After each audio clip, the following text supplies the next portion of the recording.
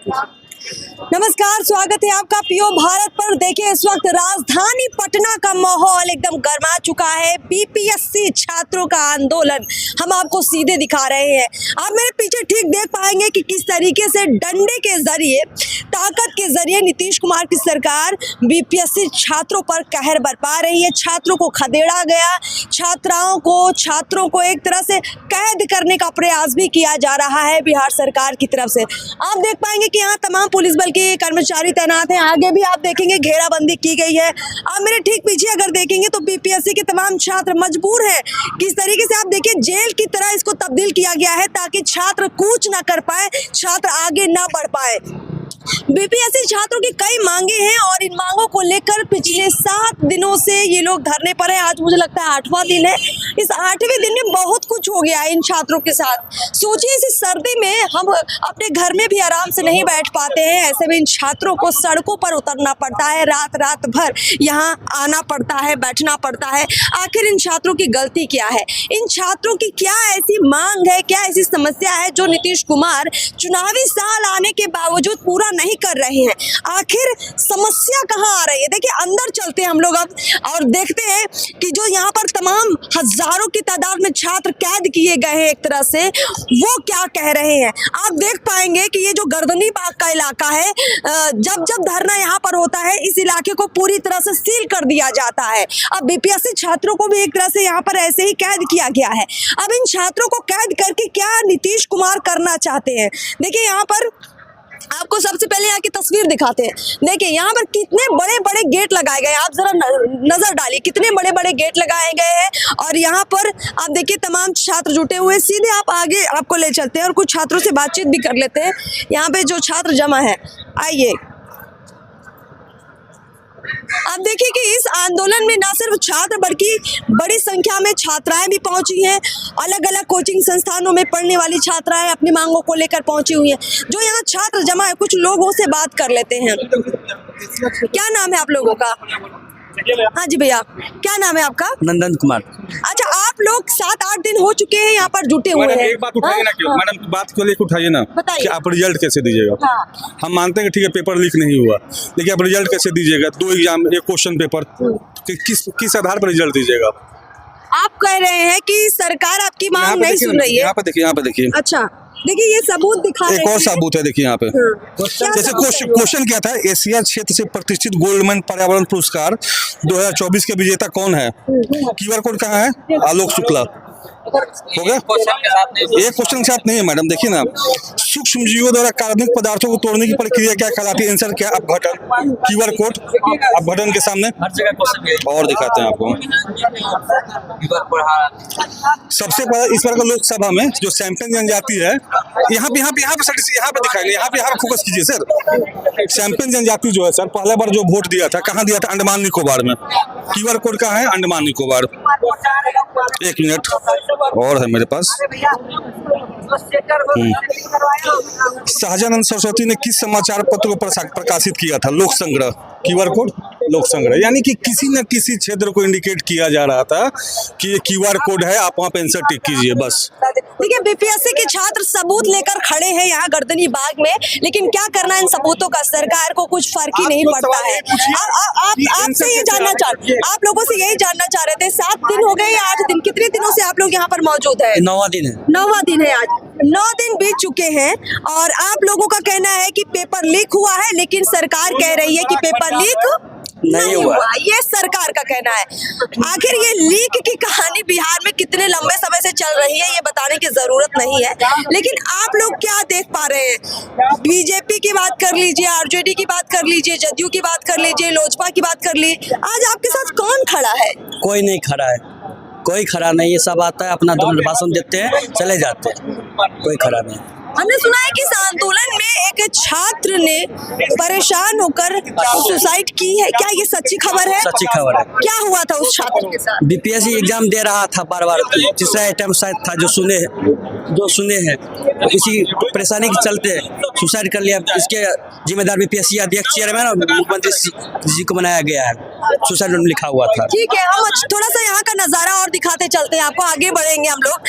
देखिए यहाँ पे जैसे जैसे हम आगे बढ़ते हैं, अब भीड़ बढ़ती जा रही है। आप जरा हटिए, देखिए आप देखते जाएंगे छात्र बड़े कश्मकश में, समझ नहीं पा रहे हैं कि आखिर इस तरह से उनके साथ क्यों हो रहा है। उनके पास सबूत है, क्या ये बीपीएससी चेयरमैन को सबूत नजर नहीं आते हैं, या फिर चुनावी साल है, सरकार ये मानकर अपने आप को हारा हुआ महसूस नहीं करवाना चाहती है कि वाकई में पेपर लीक हुआ है? क्योंकि अगर नीतीश कुमार की सरकार ने मान लिया कि वाकई में पेपर लीक हुआ, तो फिर चुनाव का एक मुद्दा विपक्ष को मिल जाएगा और सरकार पर एक ठप्पा लग जाएगा कि ये सरकार कोई भी चुनाव सही तरीके से करवाने में नाकाम रहती है। आप देख पाएंगे, आपको आगे दिखाते हैं, यहाँ पर सैकड़ों नहीं हजारों की भीड़ जुटी हुई है और इनकी उम्र अगर हम देखें तो मात्र 22 से 25 से 26 साल के बीच के छात्र पहुंचे हुए। अब सोचिए इन छात्रों के माँ बाप पर क्या गुजर रही होगी।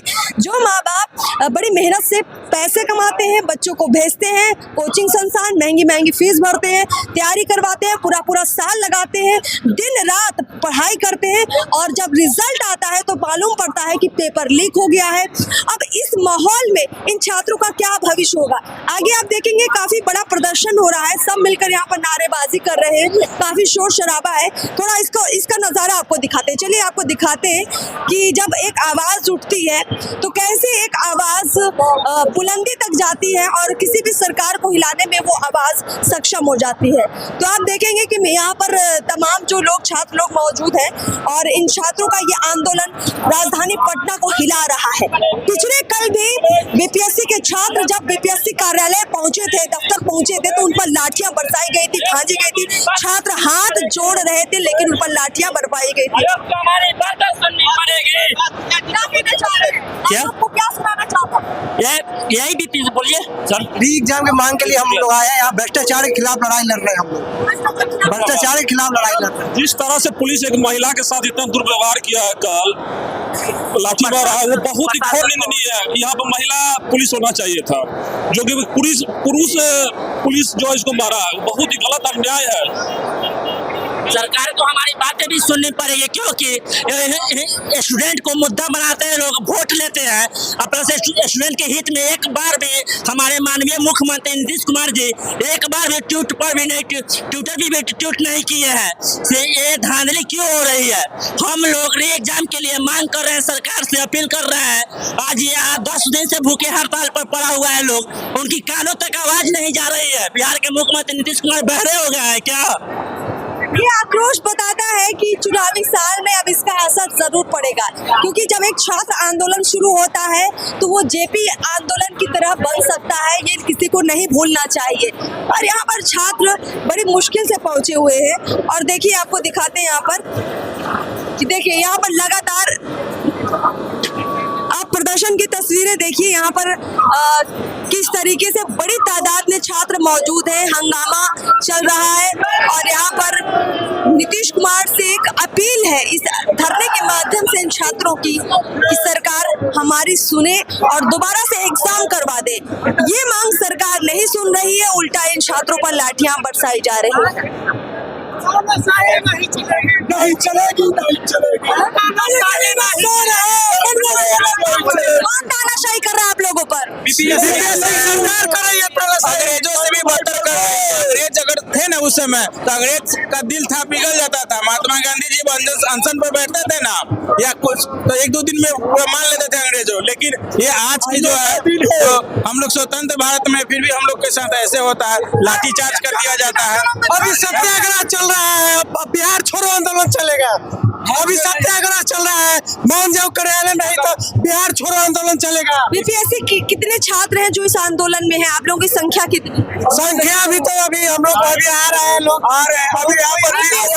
बीपीएससी के एग्जाम में कितने छात्र अपीयर हुए हैं जो मांग कर रहे हैं? कितने छात्र अपीयर हुए जो मांग कर रहे हैं कि री एग्जाम होना चाहिए? स्टूडेंट जितना एग्जाम दे रहे थे 4,83,000 लगभग स्टूडेंट चाहता है कि री एग्जाम फिर से हो। 4 लाख। बिहार के 4 लाख छात्रों की ये मांग है कि बिहार में दोबारा से नीतीश कुमार एग्जाम करवाए। बीपीएससी की चेयरमैन ये मान ले कि पेपर लीक हुआ है, लेकिन देखिए यहाँ पर नहीं सरकार मान रही। अभी देखिए आंदोलन का नजारा कैसा है, आपको आंदोलन की तस्वीरें दिखाते हैं। आप जरा आगे बढ़कर दिखाइए कि इस वक्त आंदोलन में क्या कुछ हो रहा है, दिखाते चलिए।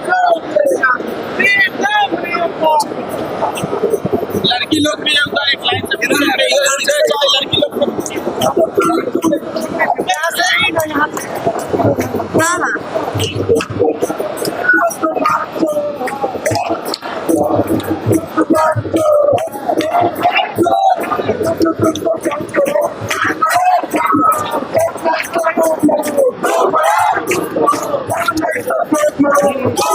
को जाने दिया जाए, मीडिया पर्सन को जाने दिया जाए। हाँ हाँ मैडम जाइए, सीधे से मैडम हटिए भैया, हटिए, जाने दीजिए।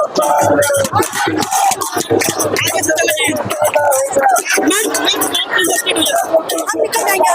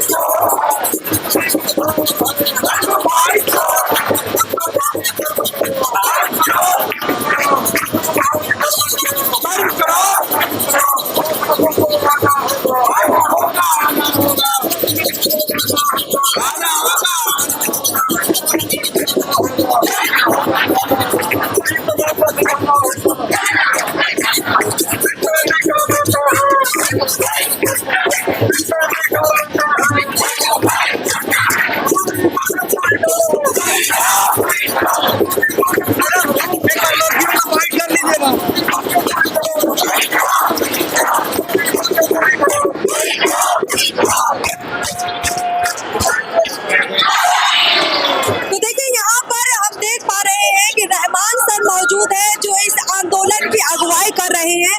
ये वही रहमान सर हैं जिनकी पढ़ाई के बाद बिहार के हजारों युवाओं ने सरकारी नौकरी पाई, पुलिस में भर्तियां निकाली। वही रहमान सर आज खुद सड़कों पर उतरने को मजबूर है। आप देखिए गर्दनी बाग में रहमान सर यहाँ पर खड़े हैं जो मंच संचालन कर रहे हैं और यहाँ पर लड़कियां हैं। आपने ये जो बैठी है धरने पर, कहाँ से आई हैं आप? मैं कैमूर डिस्ट्रिक्ट से हूँ और मैं बीपीएससी स्टूडेंट हूँ और मैं 2 साल से बीपीएससी की तैयारी कर रही हूँ।